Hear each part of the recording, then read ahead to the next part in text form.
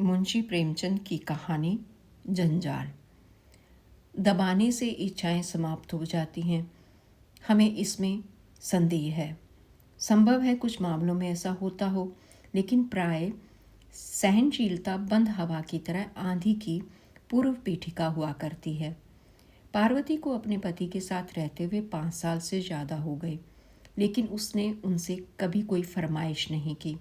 यदि वह कभी दबी जबान से या परोक्ष रूप से किसी गहने या कपड़े की चर्चा करती तो सुरेंद्रनाथ अत्यंत बेबसी के साथ कहते, मेरी आमदनी और खर्च का हिसाब तुम्हारे हाथ में है। यदि इसमें कोई गुंजाइश दिखाई दे तो जो चाहे चीज़ बनवा लो। इससे अधिक प्रसन्नता की बात मेरे लिए क्या होगी कि तुम्हें गहनों से सजी देखूं। ये उत्तर सुनकर पार्वती सिर झुका लेती और सोचती कि मैं सारी उम्र यूं ही नंगी बुच्ची बनी बैठी रहूंगी। कभी सोचती है कि ये खर्च ना करूं, इस मद में कमी करूं, लेकिन चूल कभी ठीक नहीं बैठती थी। उसके पास पहले के भी कुछ गहने थे, लेकिन वह उन्हें भी नहीं पहनती थी। त्योहार या उत्सव में भी वह प्राय सादी साड़ी पहनकर ही रह जाती थी। वह अपनी महरी और पड़ोसिनों को दिखाना चाहती थी कि उसे गहनों की भूख नहीं है, लेकिन यह इस समय अपने दुर्भाग्य और पति की निर्धनता की घोषणा थी।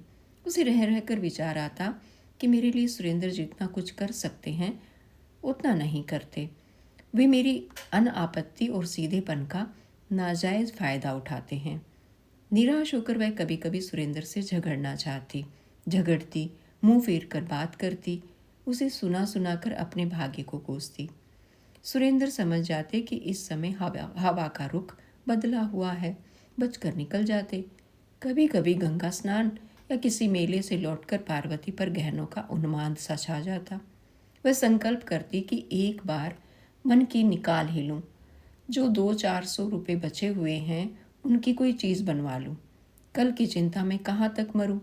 लेकिन एक क्षण में उसका ये उन्माद उड़न छू हो जाता। यहाँ तक कि लगातार सहन करने के कारण उसकी सजने के शोक की इच्छाएं मरकर मन के एक कोने में पड़ी रहती थी। मगर आज 5 साल के बाद ये इच्छा जागृत हुई है। इसमें बेचैनी नहीं है, लेकिन बेचैनी से भी ज़्यादा दुखदायी उदासी है। पार्वती के छोटे भाई की शादी होने वाली है। उसके मायके से बुलावा आया है। इस समारोह में भाग लेना ज़रूरी है। गहनों का पहनना आवश्यक हो गया। इस अवसर पर सुरेंद्र भी अपनी व्यवस्था का बहाना ना कर सके। इस समय यह उपाय भी सफल होता दिखाई नहीं दिया। शाम के समय सुरेंद्र बाहर से लपके हुए आए। उनका चेहरा चमक रहा था। उन्होंने पार्वती के हाथ में एक पोटली रख दी। पार्वती ने खोल कर देखा तो पोटली में एक जड़ाऊ कंगन, एक चंद्रहार और झुमके दिखाई दिए। पार्वती कुछ सहम सी गई। उसने सपने में भी उम्मीद नहीं की थी कि सुरेंद्र उसके लिए इतनी और ऐसी कीमती चीज़ें लाएंगे। खुशी के बदले एक व्याकुलता, एक भय का अनुभव हुआ। वह डरते डरते बोली, ये कितने के हैं? पसंद तो है ना? पार्वती, पहले दाम तो बताओ। सुरेंद्र, 400। सच? मेरे पास और रुपए कहाँ थे? उधार तो लेने नहीं पड़े? नहीं, उधार क्या लेना, तब पसंद है। सुरेंद्र ने वास्तविकता छिपानी चाही थी, लेकिन अपनी विशाल हृदयता का बखान किए बिना रह न सके। सोचा कि इन्हें क्या पता चलेगा कि इनके लिए इस समय कितने बोझ के नीचे दबा जा रहा हूँ।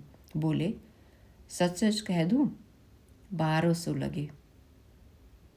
पार्वती ने पति को तिरस्कार की दृष्टि से देखते हुए कहा, तो इतनी चीज़ें लाने की क्या ज़रूरत थी?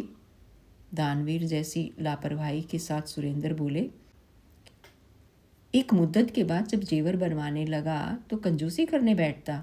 शर्म भी तो कोई चीज़ है। पार्वती ने पति की ओर कृतज्ञता की दृष्टि से देखा। उसमें कुछ प्यार की झलक थी, कुछ शिकायत की, कुछ गर्व की, कुछ परेशानी की। उसने और अधिक प्रश्न न किए कि कहीं कोई बात ऐसी ना कान में पड़ जाए जिससे इन गहनों को वापस कर देना ही ज़रूरी हो जाए। जिस व्यक्ति के हलक में प्यास से कांटे पड़े हुए हों, वह ये नहीं पूछता कि बर्तन कैसा है और पानी किसने भरा है। एक हफ्ते तक पार्वती एक दूसरी ही दुनिया में रही। उसके अंदाज में एक शान, बातों में अभिमान और चेहरे से अमीरी झलकती थी। कितने ही ऐसे काम जिन्हें वह पहले नहीं संकोच कर लिया करती थी, अब उसे दूभर लगने लगे। यहाँ तक कि अपनी ही नन्ही बच्ची तारा को गोद में लेते हुए ही उसे अपने कपड़े मैले होने की आशंका होने लगती। लेकिन वह स्वयं अपने व्यवहार में आए इस परिवर्तन से अनजान थी। 7वें दिन उसका भाई आया और पार्वती मायके चली। उसने सुरेंद्र से हर तीसरे दिन पत्र भेजने का आश्वासन लिया। उनके सामने खड़ी घंटों रोती रही। ऐसा मालूम होता था कि बिछुड़ने के दुख से उसका कलेजा फटा जा रहा है। लेकिन घर से निकलते ही दिखावे की इच्छा उसके मन पर छा गई। वे गाड़ी के एक जनाने डिब्बे में आकर बैठी, जिसमें अधिकांश महिलाएं निम्न वर्ग की थी। उन्होंने पार्वती को आतंकित दृष्टि से देखा और इधर उधर सिमट गई। पार्वती खिड़की के सामने जाकर ऐसे बैठी मानो इतनी आवभगत उसका जन्मसिद्ध अधिकार हो। उसे गाड़ी में भले खानदान की केवल एक ही महिला दिखाई दी। उसका चेहरा गंभीर था। वह एक साफ साड़ी पहने हुए थी, पैरों में स्लीपर थे, हाथों में चूड़ियाँ, लेकिन शरीर पर गहने के नाम पर एक तार तक न था। वह निम्न वर्ग की महिलाओं के बीच हाथ पांव सिकोड़े बैठी थी। मन ही मन पार्वती ने कहा, निसंदेह सुंदर महिला है, लेकिन सम्मान कहाँ? कोई बात भी तो नहीं पूछता। एक कोने में दबी बैठी है। शरीर पर 4 गहने होते तो यही सब ऊँची महिलाएं इसका सम्मान करती। नीचे फर्श पर पार्वती के निकट ही एक गरीब महिला बैठी हुई थी। उसकी गोद में एक बच्चा था जो रह रहकर इतनी जोर से खांसता और चीख मारता कि पार्वती मन ही मन झुंझला कर रह जाती। जब उससे रहा न गया तो उसने उस महिला से कहा, तुम दूसरी पटरी पर जा बैठो, इस लड़के के खांसने से मुझे नींद नहीं आ रही है। गरीब महिला ने पार्वती की ओर आश्चर्य से देखा और धीरे से सरक गई। रात आधी से अधिक बीत गई थी। खिड़कियों से ठंडी हवा आ रही थी। गरीब महिला ने खिड़कियां बंद करनी चाही तो पार्वती ने आदेशात्मक स्वर में कहा, नहीं, रहने दो, मुझे गर्मी लग रही है। धीरे धीरे बच्चे की खांसी बढ़ने लगी। कुछ देर तक तो वह चिल्लाता रहा, फिर उसका गला पड़ गया। उसने दूध पीना छोड़ दिया। सामने बैठी सीधी सादी महिला कुछ देर तक तो बच्चे को देखती रही। फिर उसने उस गरीब महिला के पास आकर बच्चे को गोद में ले लिया। बच्चे की हालत खराब थी। सीने पर बलगम जमा हुआ था। लगता था कि निमोनिया की शुरुआत है। उसने फौरन अपना बक्स खोलकर उसमें से एक दवा निकाली और हवा से बचाकर बच्चे के सीने पर हल्के हाथ से मलने लगी। फिर दूसरी शीशी से एक चम्मच दवा निकालकर बच्चे को पिलाई। गाड़ी की सभी महिलाएं आकर बच्चे के निकट खड़ी हो गई। निरंतर 1 घंटा तेल मालिश करने के बाद उस भली महिला ने अपने बक्से से एक फलालेन का टुकड़ा निकालकर बच्चे के सीने पर बांध दिया। बच्चा सो गया। वह रात के 3 बजे तक बच्चे को गोद में लिए 1-1 घंटे पर दवा पिलाती रही। बच्चे ने दूध पीना शुरू किया। उसके गले की घरघराहट रुक गई और वह मौत के फंदे से निकल आया। बच्चे की माँ अपनी उपकारिणी के पांव पर गिर पड़ी और रो रो कर उसे धन्यवाद देने लगी। इलाहाबाद में पार्वती और वह सीधी सादी महिला दोनों उतरी।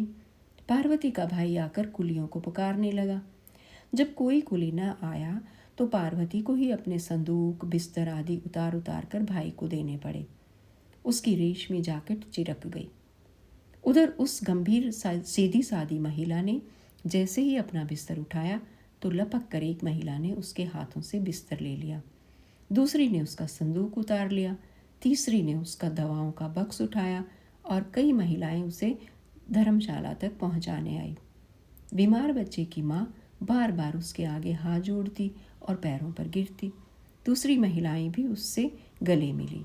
ऐसा लगता था मानो वे अपने किसी आत्मीय से बिछुड़ रही हों। लेकिन किसी ने पार्वती की बात भी न पूछी।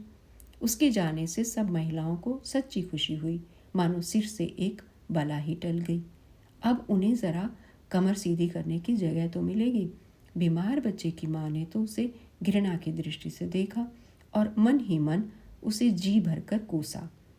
पार्वती ने मन में कहा, इस सीधी सादी औरत ने तो अच्छा ही रंग जमा लिया।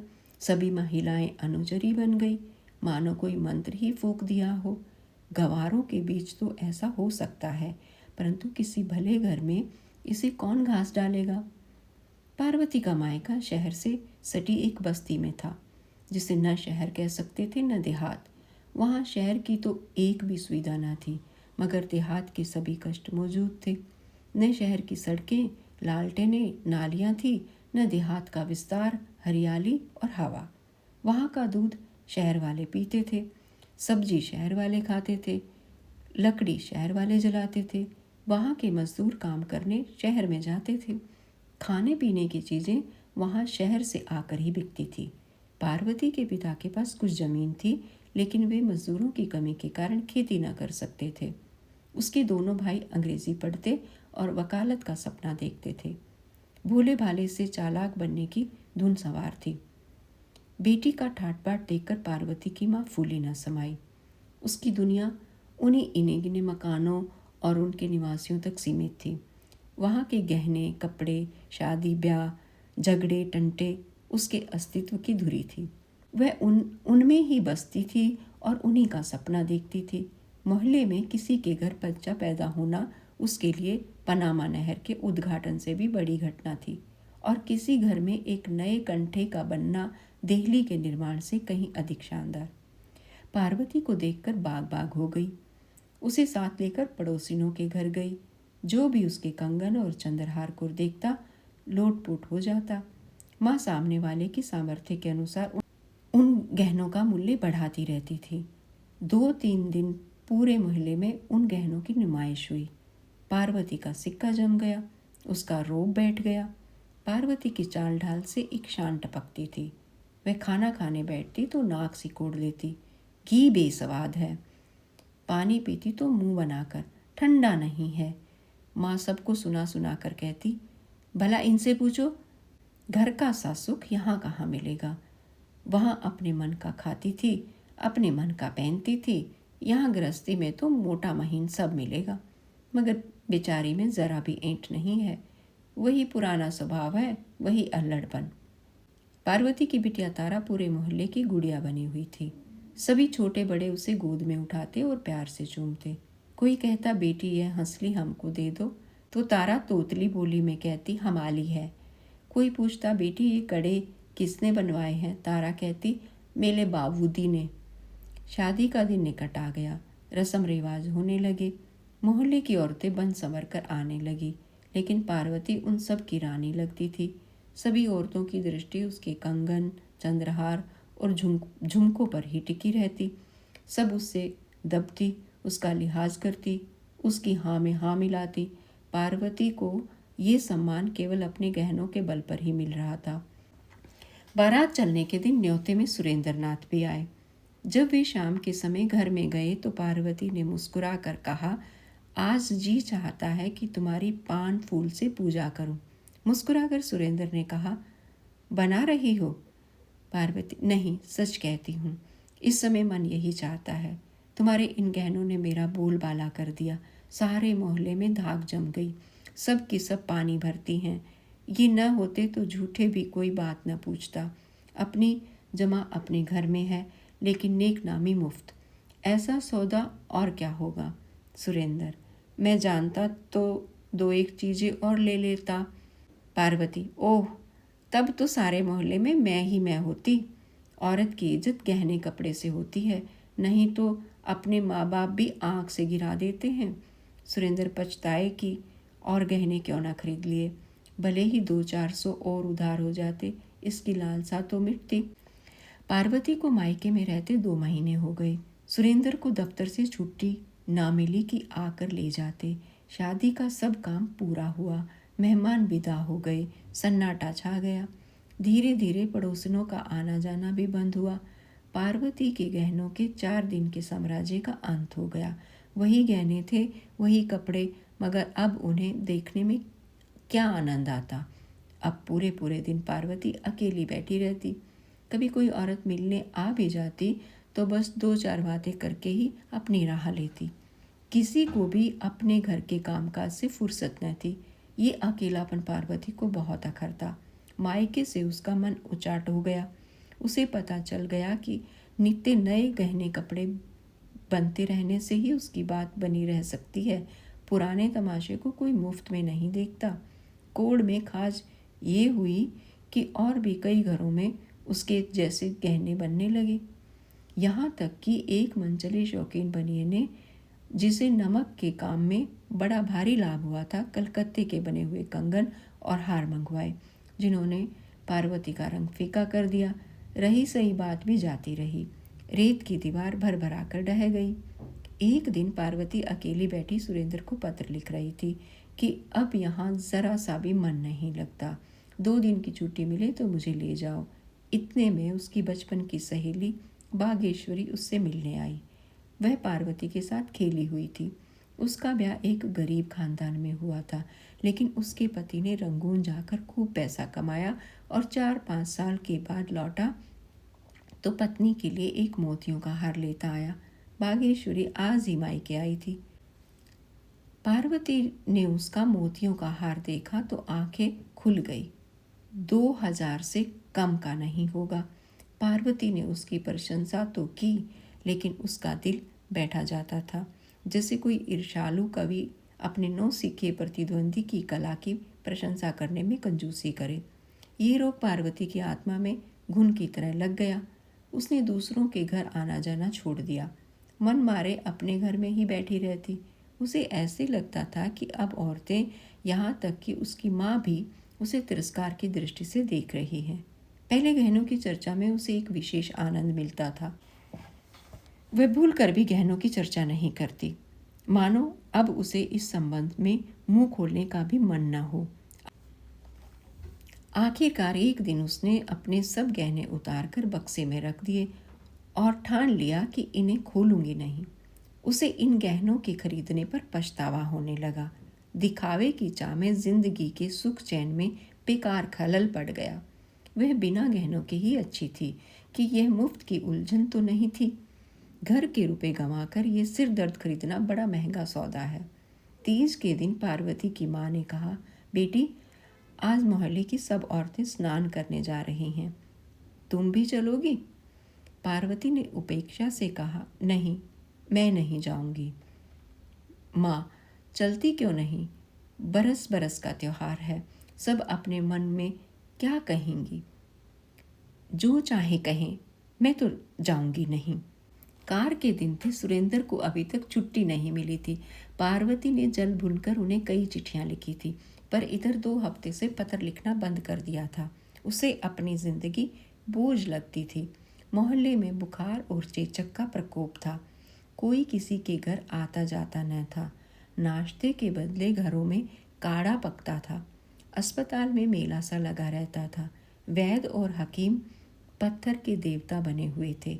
एक दिन पार्वती की माँ ने कहा, बेटी, आज शीतला देवी आ रही हैं, चलो उनसे मिल आए। शीतला देवी कौन है? माँ, ये तो नहीं जानती, मगर कभी कभी यहाँ आया करती हैं। औरत क्या है, देवी ही है। क्या करती हैं? यहाँ तो जब आती हैं बीमारी की दवा दारू करती हैं और किसी से एक पैसा भी नहीं लेती। तो घर की मालदार होंगी? माँ, नहीं, सुनती हूँ कि सिलाई करके गुजर बसर करती हैं। ब्याह के बाद ही पति है जिसे मर गया, उसका मुंह तक नहीं देखा, तब से इसी भांति काम कर रही हैं। तो क्या अभी उम्र अधिक नहीं है? माँ, नहीं, अभी उम्र ही क्या है। नारायण ने जैसी शक्ल सूरत दी है वैसा ही स्वभाव है। किसी महल में होती तो महल जगमगा उठता।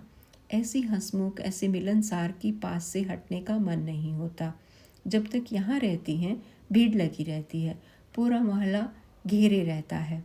इतने में मेहरी ने आकर कहा, बहूजी, शीतला देवी आई हैं और पाठशाला में बैठी हुई लड़कियों से कुछ पूछ रही हैं।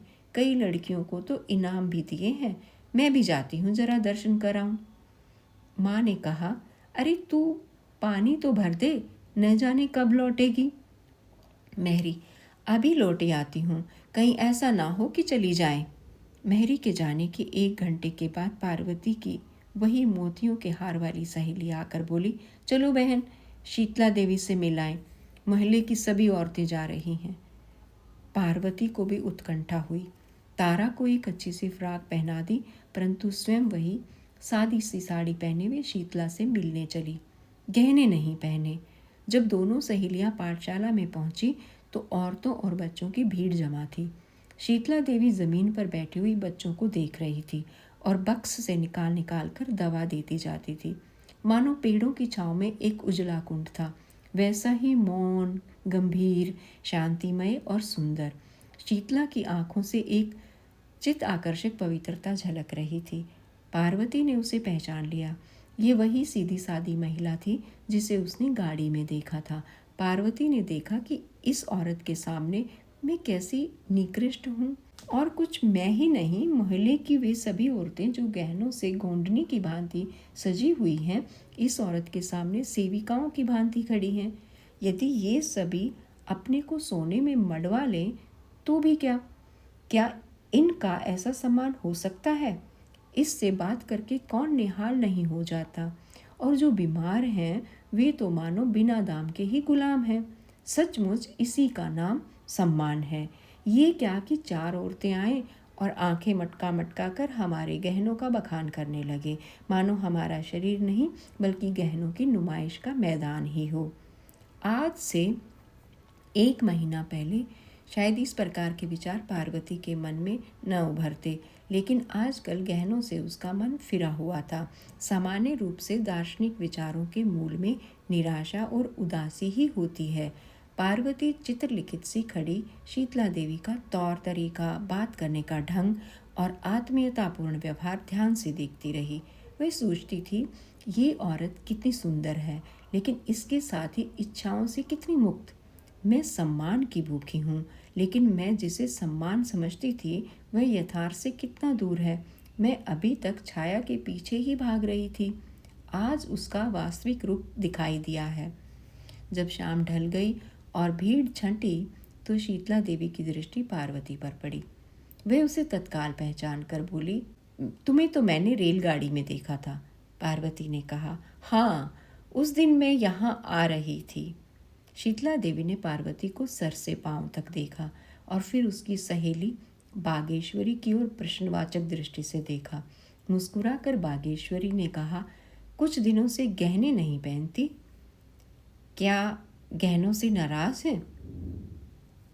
बागेश्वरी, इनका मन ही जाने। पार्वती, आप भी तो नहीं पहनती। शीतला, मुझे मैसर ही कहा, मैं तो भिखारिन हूँ, बहनों की सेवा करती हूँ। पुण्य के मार्ग में वे जो कुछ दे देती हैं उसी से अपना पेट पालती हूँ। पार्वती, मुझे भी अपने जैसी भिखारिन बना दीजिए। शीतला देवी हंसकर उठ खड़ी हुई और बोली, भीख मांगने से भीख देना बहुत अच्छा है। रात में जब पार्वती लेटी तो शीतला देवी का दमकता चेहरा उसकी आंखों में नाच रहा था, जो उसके मन को खींचे लेता था। उसने सोचा, क्या मैं भी शीतला देवी बन सकती हूँ? तत्काल सुरेंद्र उसके सामने आकर खड़े हो गए। तारा रो रो कर उसकी गोद में आने के लिए मचलने लगी। जीवन की इच्छाओं की एक बाढ़ ही उठ खड़ी होकर चक्कर मारने लगी। नहीं, शीतला देवी बनना मेरे वश में नहीं है, लेकिन मैं एक बात कर सकती हूँ और वह अवश्य करूँगी। 1 सप्ताह में पार्वती अपनी ससुराल आ पहुँची। सुरेंद्र ने उसका मुरझाया मुख देखा तो आश्चर्य से बोले, गहनों से रूठ गई क्या? पुराने हो गए, नए बनवा दो। अभी तो इन्हीं का हिसाब चुकता नहीं हुआ। मैं एक उपाय बताती हूँ, इन गहनों को वापस कर दो। वापस तो हो जाएंगे? हाँ, बहुत आसानी से। इन 2 महीनों में सोने का भाव बहुत चढ़ गया है, तो कल वापस कराना। पहनोगी क्या? दूसरे गहने बनवाऊंगी। और रुपए कहाँ हैं? उन गहनों में रुपए नहीं लगेंगे। मैं तुम्हारा मतलब नहीं समझा। पार्वती, ये गहने जी के जंजाल हैं, इनसे मन भर गया। इन्हें बेचकर किसी बैंक में जमा कर दो। हर महीने मुझे उसका ब्याज दे दिया करना। सुरेंद्र ने बात हंसी में उड़ानी चाही, लेकिन पार्वती के हाव भाव से ऐसा दृढ़ संकल्प प्रकट होता था कि वे उस विषय में गंभीरता से विचार करने पर विवश हो गए। दूसरे महीने में शीतला देवी के नाम 12 रुपये का एक गुमनाम मनी ऑर्डर पहुंचा। कूपन में लिखा हुआ था, ये तुच्छ धनराशि स्वीकार कीजिए। ईश्वर की इच्छा हुई तो ये धनराशि स्थायी रूप से प्रति माह मिलती रहेगी। आप इसे जिस भांति चाहें खर्च करें। अब से दुआएं ही मेरा आभूषण होंगी। ये धातु के टुकड़े तो जी के जंजाल हैं, इनसे मेरा मन भर गया है।